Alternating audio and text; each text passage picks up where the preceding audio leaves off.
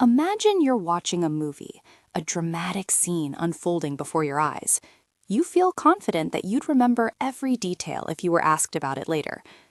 But what if I told you that even the clearest memories, the ones we hold with the most certainty, can be subtly yet profoundly reshaped by something as simple as what we expect to see? This isn't just about forgetting small details. It's about our brains actively reconstructing events in ways that can lead to significant misunderstandings, especially when it comes to witness testimony. Today, we're going to explore expectation effects, a fascinating and critical aspect of human psychology that reveals why our memories, despite feeling so real, can sometimes make us surprisingly unreliable witnesses. At its core, human memory isn't a perfect recording device, like a video camera capturing every moment exactly as it happened. Instead, think of your brain as an active historian.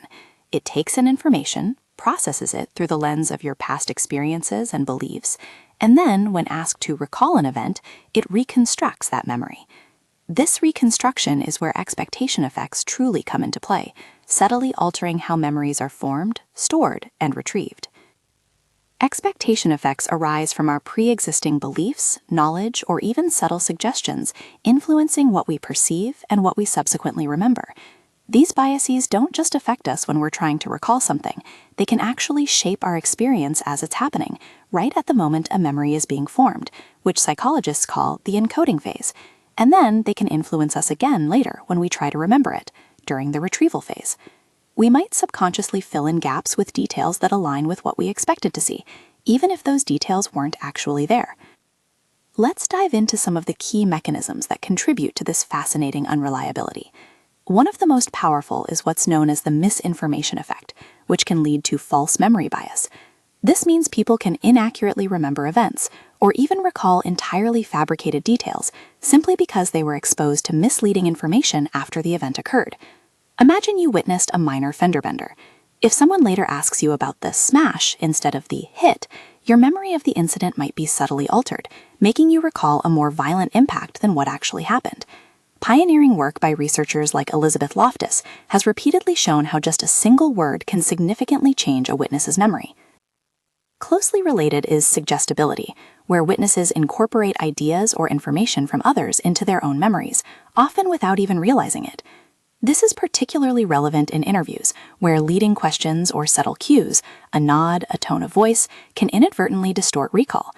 The way a question is phrased can literally change the answer, not just by guiding it, but by altering the memory itself. Remember our active historian analogy? This also explains why memory is reconstructive. As genuine memories naturally degrade over time, our brains don't just leave a blank space. Instead, they try to fill in the blanks using our existing knowledge and expectations, making these reconstructed memories more prone to inaccuracies. Our brains are essentially trying to make sense of the past, but sometimes they get it wrong. We also rely heavily on schemas. These are like mental blueprints or frameworks that help us organize information. If you walk into a doctor's office, you have a schema for what that looks like: a receptionist, magazines, examination rooms. If you were later asked if you saw a diploma on the wall, even if you didn't, your schema might make you remember seeing one because it fits your expectation of a doctor's office. This can lead to false memories by causing us to recall details consistent with our expectations, even if they weren't present. Then there's confirmation bias, where witnesses may unconsciously seek, interpret, and remember information that confirms their pre-existing beliefs or expectations. This makes it incredibly difficult to challenge or disconfirm those views, even in the face of contradictory evidence. And a common error is source monitoring error, where people struggle to differentiate the origin of their memories. Did I actually see that red car, or did my friend mention it after the fact? It's surprisingly easy to confuse the source of a memory, attributing suggested information to our original observation. Perhaps one of the most critical findings in this field is the confidence-accuracy dissociation. This means that a witness's confidence in their testimony often bears little to no relation to its actual accuracy. A person can be absolutely unshakably confident they are right and still be profoundly mistaken. This is a huge challenge for legal systems, where confidence is often mistakenly equated with truth. These memory distortions are further exacerbated by various factors: high stress or trauma during an event, poor viewing conditions, what's called weapon focus, where attention narrows to a weapon, disguises, significant delays between the event and recall, and cross-racial identification. Even the simple act of repeatedly retrieving a memory, common in interrogations, can increase its vulnerability to misinformation. The study of these expectation effects and witness unreliability isn't new. Over a century ago, Hugo Münsterberg warned about the unreliability of even confident eyewitnesses. But the most influential work in recent decades has come from cognitive psychologists like Elizabeth Loftus.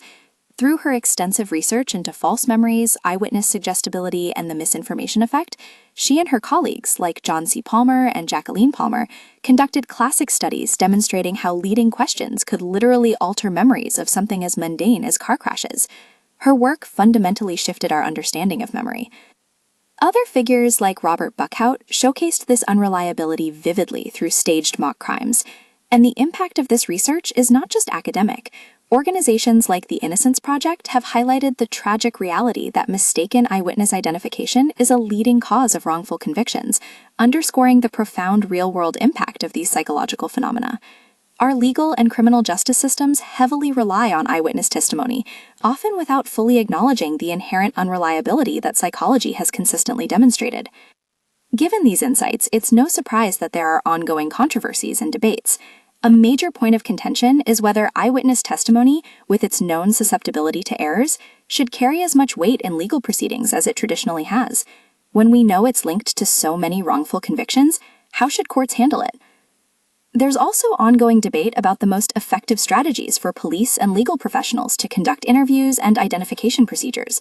While guidelines exist, like achieving best evidence, their consistent application and proven efficacy are still under discussion. How can we minimize suggestibility and prevent the creation of false memories in the first place? Another critical debate revolves around the role of witness confidence. As we've discussed, psychological research consistently demonstrates a weak correlation between confidence and accuracy. Yet the public and often legal professionals still equate the two. How should courts be educated to handle testimony from a highly confident but potentially inaccurate witness? And the question of children versus adult witness reliability is also complex. While children are often seen as more suggestible, research shows both groups have vulnerabilities, just in different ways. Perhaps the most persistent challenge is ensuring that judges, lawyers, and juries are adequately informed about the extensive body of psychological research on memory fallibility and expectation effects. Without this knowledge, making truly informed decisions regarding eyewitness evidence is incredibly difficult. In conclusion, expectation effects are not merely a psychological curiosity. They fundamentally compromise the reliability of witness testimony by actively shaping and distorting our memories. The consistent findings from psychological research, pioneered by brilliant minds like Elizabeth Loftus, unequivocally highlight memory's reconstructive nature and its profound vulnerability to biases, suggestion, and misinformation. The ongoing controversies surrounding the admissibility, weight, and interpretation of eyewitness accounts in the legal system underscore a critical need. We need continued research, enhanced safeguards against suggestibility in interviews and identification procedures, and comprehensive ongoing education for everyone involved in the justice system. Addressing these challenges isn't just about understanding psychology, it's vital for reducing wrongful convictions and ensuring a more just application of the law, always acknowledging the inherent, fascinating, and sometimes frustrating limitations of human memory.